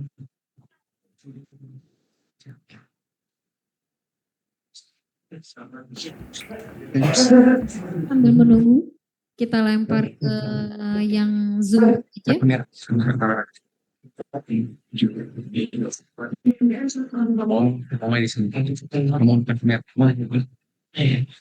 Bisa Bu, izin. Oke, silakan.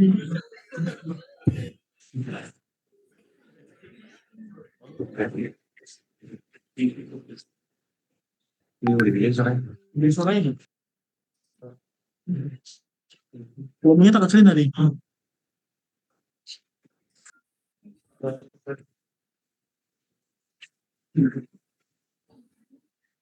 Mikrofon display ya. Bisa Bu, izin.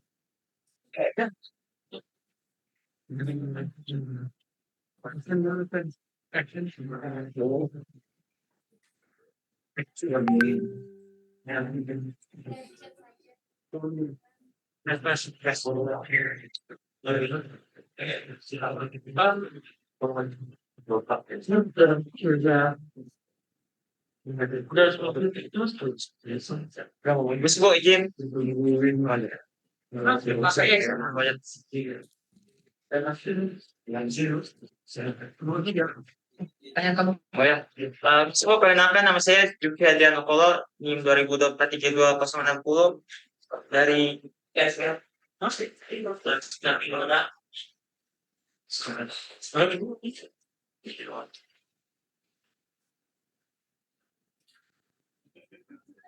Saya dari Sistem Informasi Angkatan 2024. Di sini saya mau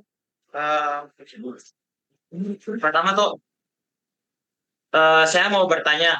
Nah, itu kan untuk judul dari seminar kita itu kan tentang energi terbarukan atau energi hijau dengan agentic AI. Nah, menurut saya itu tuh sangat berkontradiktif karena pertama untuk membuat suatu agentic AI kan kita membutuhkan sebuah data center. Nah, yang dimana data center ini nih membutuhkan energi atau membutuhkan energi dan pengeluaran energi yang sangat banyak. Dan juga untuk data center ini kan, kalau untuk dibangun di daerah seperti Indonesia, itu tidak mungkin data centernya ditaruh di kayak daerah-daerah terpencil seperti di pertengahan Kalimantan atau di contohnya di pegunungan sana kan, karena jauh dari listrik atau generator atau apa. Nah, data center itu tentu saja akan ditaruh di dekat dengan pemukiman yang dimana bisa dipasang mudah dengan generator listrik yang dimana akan membuat data center itu bekerja. Nah, dengan data center tersebut dekat dengan pemukiman, maka tentu saja pemakaian listrik akan lebih difokuskan untuk data center tersebut. Pemakaian air dan lain-lain akan difokuskan untuk data center tersebut. Yang dimana menurut saya dan ketika saya melihat kasus-kasus di internet juga, masyarakat tuh kayak listriknya bakal jadi lebih mahal karena semuanya udah dipakai, terus air yang mereka konsumsi juga akan menjadi lebih kotor, atau air tanah yang mereka biasa pakai juga menjadi sering mati atau lebih dipakai untuk data centernya. Nah, itu kan sama sekali tidak mendukung industri hijau atau industri terbarukan. Nah, menurut Bapak gimana gitu Pak? Apa alasan agentic AI itu harus terus dilakukan atau harus terus dilanjutkan, atau bahkan seperti judul dari seminar sendiri untuk tadi energi hijau atau industri hijau, industri terbarukan. Sedangkan dampak bahayanya untuk alam itu menurut saya lebih banyak gitu. Terima kasih. Oke Mas Ibnu, mungkin pertanyaan tadi yang bersama dengan pertanyaan bahwasanya untuk membangun sebuah agentic AI itu kita butuh resource yang banyak, sedangkan topik kita itu tadi green industry. Oke Mas Ibnu. Diulang lagi dikit ya pertanyaan jawabannya. Emang betul ya bahwa AI ini menggunakan energi yang cukup besar, dan ya tapi lama-lama juga banyak orang yang sangat aware terhadap hal ini, dan ya kita tunggu aja gimana caranya supaya server-server atau data center yang memang dari tempat si AI ini berdiri ya, si model ini berdiri, misalnya kita kan selama ini kayak hubungan sama listrik di daerah ya. Kalau kita pakai AI-nya, AI milik Google yang pakai API atau pakai Anthropic segala macam, itu nggak memanfaatkan listrik yang ada di tempat kita sekarang, tapi listrik yang ada di Amerika misalnya, listrik yang ada di Singapura dan sebagainya ya.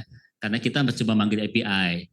Lain halnya kalau kita ingin bikin data center sendiri, itu possible juga. Jadi udah banyak sekali model yang bisa di-download. Model di-download artinya ketika sudah di-download, data itu udah tidak lagi mengalir ke Google lah, ke Facebook segala macam. Jadi tetap kita yang pegang datanya. Tapi untuk kita bisa nge-host atau menjalankan model tersebut, kalau kita downloadnya besar, itu memang akan butuh resource yang besar, GPU yang besar, dan juga mungkin sistem coolingnya yang canggih segala macam, itu memang akan butuh daya. Tapi ya harusnya lebih sedikit dibandingkan kita ke Google yang memang modelnya sangat besar ya. Nah, ada satu hal yang menarik, bahwa sekarang model yang bisa di-download itu ukurannya macam-macam. Ada yang besar banget, artinya canggih banget dan butuh resource yang gede, atau ada yang kecil banget. Itu cukup ya, dan bisa dijalankan di Raspberry. Ada. Makin lama makin kecil. Makin lama mungkin ya semua laptop di sini bisa menjalankan model. Karena makin lama makin canggih. Penemuannya makin terus-terusan ada.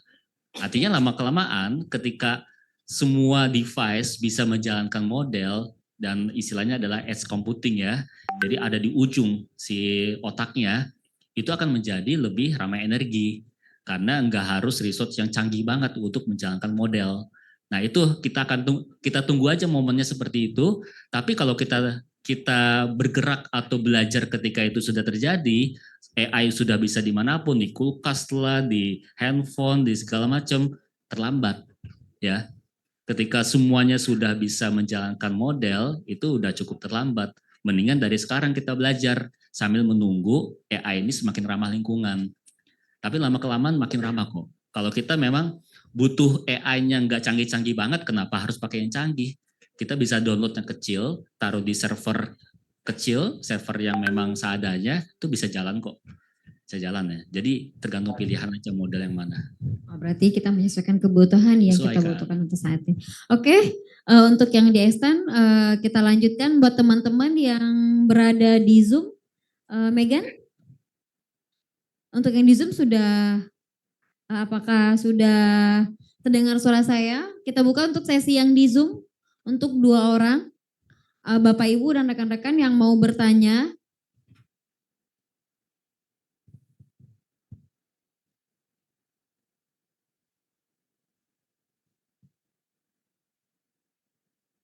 Gimana?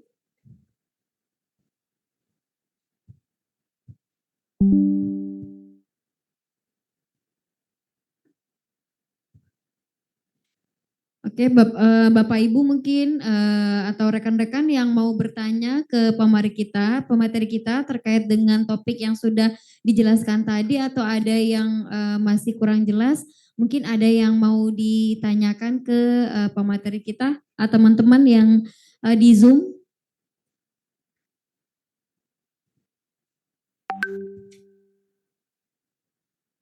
Saya Kak. Oke, mungkin raise hand ya. Bapak apa? Oke, silakan Bapak.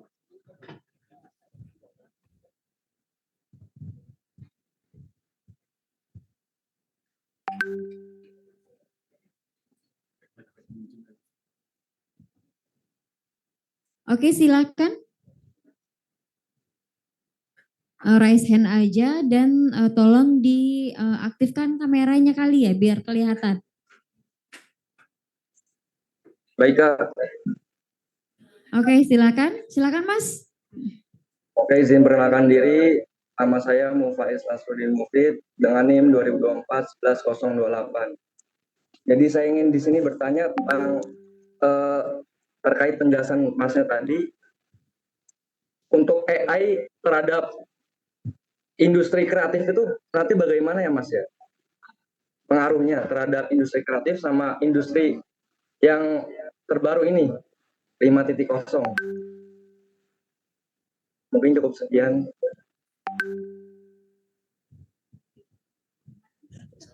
Oke, terima kasih. Kita tunggu jawaban dari Mas Ibnunya.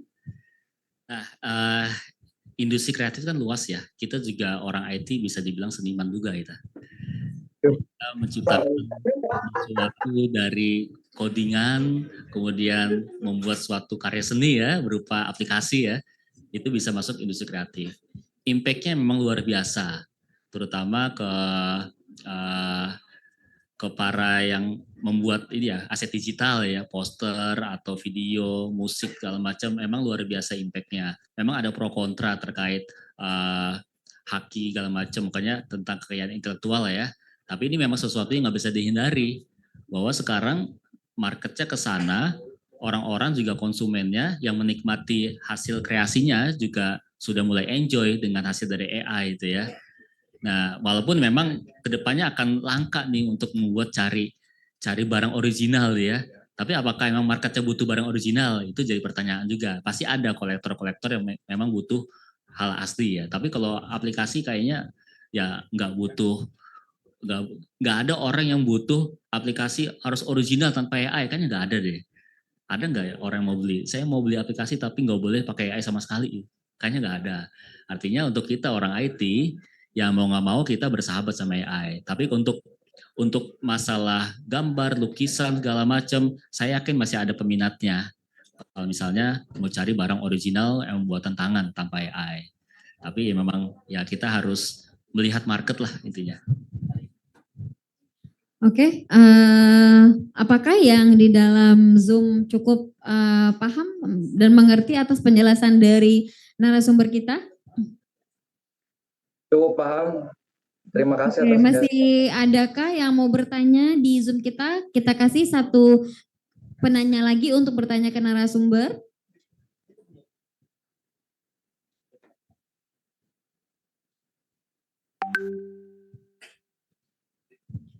Apakah masih ada? Oke, Yehuda Gerhard. Silakan rekan-rekan yang di Zoom kalau mau bertanya, raise hand kemudian diaktifkan kameranya. Oke, silakan bertanya. Oke, terima kasih atas kesempatan yang diberikan. Izin bertanya Bapak, untuk kan sekarang penggunaan AI itu semakin bertumbuh dan berkembang ya. Kalau dalam dunia sekarang industri 5.2.0, menurut Bapak AI itu bisa dijadikan teman nggak? Maksudnya kadang ada yang takut karena pekerjaan dan karena AI itu lebih cepat dan lebih mudah untuk menggantikan posisi mereka, Pak. Itu aja sih. Langsung dijawab aja Mas. Oke. Ya, AI ini emang bisa banget jadiin temen ya. Tadi kan sudah disampaikan bahwa kita harus bersahabat, apalagi industri 5.0, kita harus kolaborasi. Tapi ada satu insight tambahan ya, bahwa kita semua di sini 90% ya udah pernah pakai AI. Tapi kalau kita menjauh aja ya ke daerah-daerah yang memang akses komputernya nggak terlalu banyak, sinyalnya susah segala macam, mereka nggak ngerti apa itu AI. Artinya memang AI ini belum merata. Cuman ya kita tahu karena kita berada di lingkungan yang memang semuanya ya pakai AI gitu ya. Tapi kalau kita menjauh nggak merata. Kayak contoh minggu lalu saya ke customer di Karawang ya. Dia punya bisnis truk logistik. Gede truknya, lebih gede daripada manusia bannya itu ya, gede-gede banget. Tapi ketika ditunjukkan AI sederhana, itu takjub sekali. Pengusaha omsetnya udah miliaran, dan dia ketika ditunjukkan AI sedikit udah sangat takjub. Artinya kalau kita menjauh sedikit, banyak sekali yang butuh AI. Kalau kita bersahabat sama AI dan kita bantu orang lain, bantu pengusaha, itu akan dapat lah. Pokoknya jangan terlalu enjoy di satu lingkungan yang sama, cari lingkungan lain. Kita bantu orang yang membutuhkan. Kayak contoh kalau kita sadar ya, ketika mudik kemarin, itu banyak sekali informasi AI yang kita sebarkan ke pelosok. Pernah nggak kita datang ke saudara, bisa loh bikin gambar kayak gini, oh bisa ya, gimana caranya gini-gini. Akhirnya orang-orang di daerah juga tahu tentang AI, artinya kita bantu menyebarkan AI. Ketika udah banyak yang tahu tentang AI, banyak yang butuh, ya saya butuh AI-nya lebih canggih lagi, saya udah pernah bikin video kayak gini, tapi gimana caranya lebih canggih gitu ya. Saya pernah bikin aplikasi pakai AI Studio, tapi saya mau bikin lebih canggih lagi, gimana caranya, akan balik ke kita. Ya, kalau butuh yang simple, udah oke, udah kasih yang simple aja. Kalau butuh lebih advance, kita juga bisa.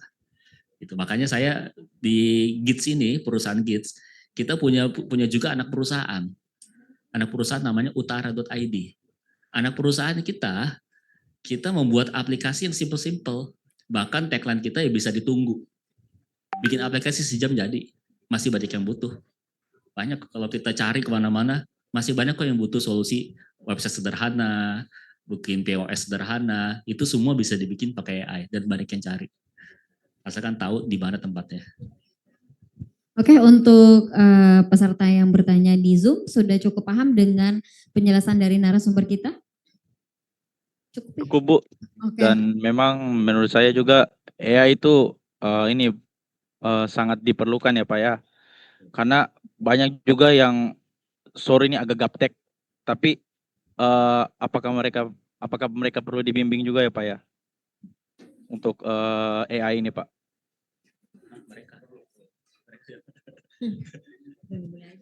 Boleh. Oke, terima kasih semuanya, luar biasa sekali buat materi kita. Kita aplaus sekali lagi buat narasumber kita. Kepada Mas Ibnu bahwasanya saya resume sedikit dari beberapa pertanyaan teman-teman tadi, memang dikembalikan lagi kepada kebutuhan kita masing-masing untuk pemanfaatan dari si teknologi AI ini. Kalau seandainya memang tidak dibutuhkan kayak Bapak tadi bilang bahwasanya perangkatnya nggak perlu canggih-canggih banget, ya udah kita menyesuaikan dengan kebutuhan kita. Oke, saya sebagai moderator undur diri selama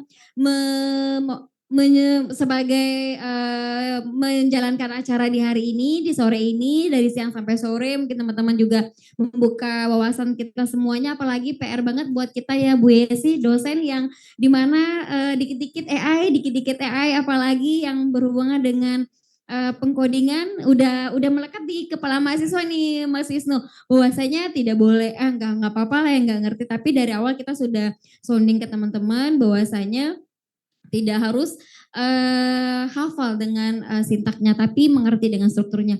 Oke, selama moderator di acara ini, mohon maaf atas kekurangan selama saya di memandu acara dengan Mas Ibnu juga dan teman-teman di sini, kemudian di extend dan di Zoom. Saya mohon diri, saya akhiri dengan Assalamualaikum warahmatullahi wabarakatuh.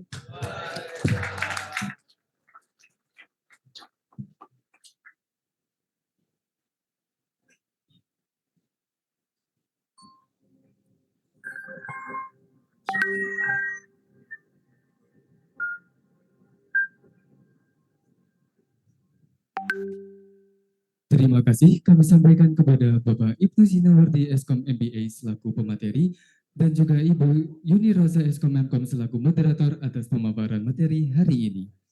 Selanjutnya, kita akan memasuki sesi penyerahan plakat dan sertifikat, yaitu penyerahan pertama akan diberikan kepada pemateri kita, Bapak Ibnu Sinawardi Eskom MBA. Dan untuk itu, kami mengundang Kepala Program Studi S1 Sistem Informasi, Ibu Yesi Asri STMMSI, dengan didampingi oleh Pembina Himasi, Bapak Nasril Sani Eskom Mkom. Kepada Ibu dan Bapak, dapat merapat ke atas panggung dan menyerahkan plakat serta sertifikat kepada pemateri hari ini.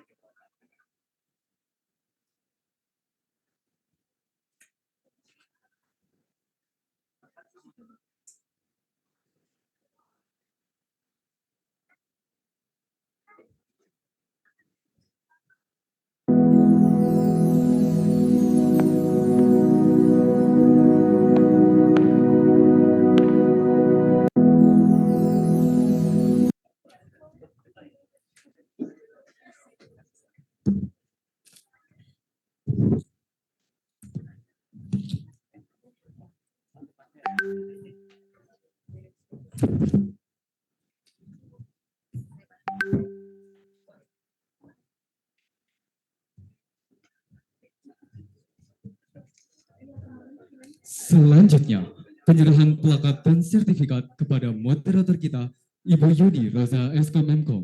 Untuk itu, kami mengundang Saudara Fatur Maulana Adanin selaku Ketua Pelaksana Seminar Nasional Mahasiswa Sistem Informasi Institut Teknologi PLN tahun 2026 untuk dapat merapat ke atas panggung dan menyerahkan plakat serta sertifikat kepada moderator hari ini.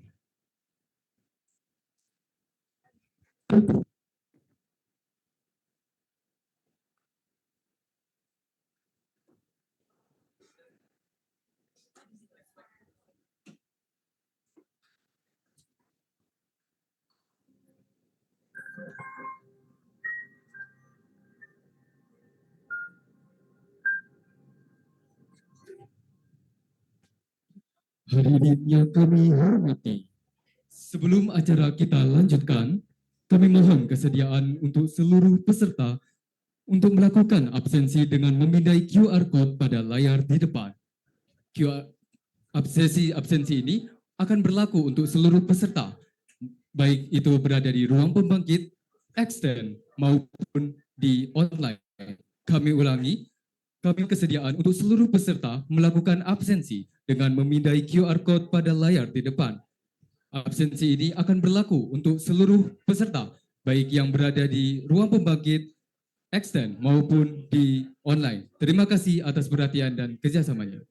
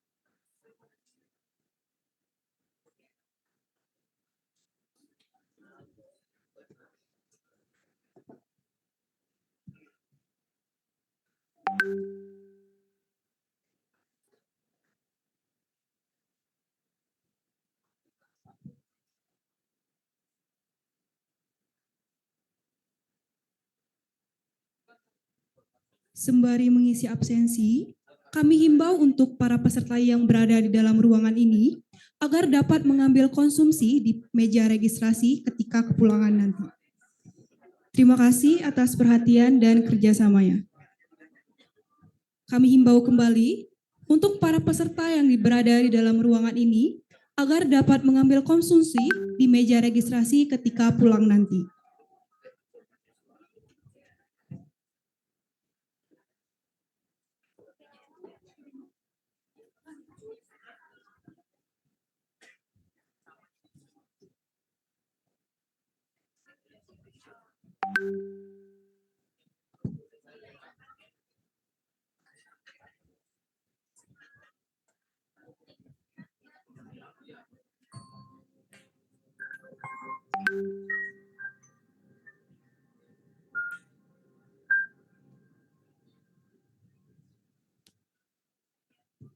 Mohon perhatian semuanya. Oke, baiklah. Selanjutnya, kami mengundang Bapak, Ibu, dan hadirin sekalian untuk berdiri dan merapat ke tengah karena kita akan melakukan sesi dokumentasi bersama. Sesi ini akan dipandu oleh tim dokumentasi. Kepada yang bertugas, kami persilahkan.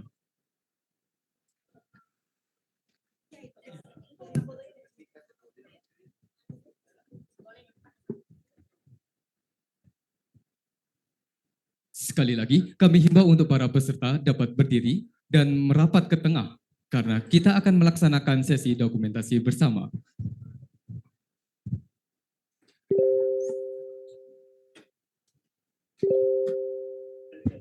Kami ulangi, kami himbau untuk para peserta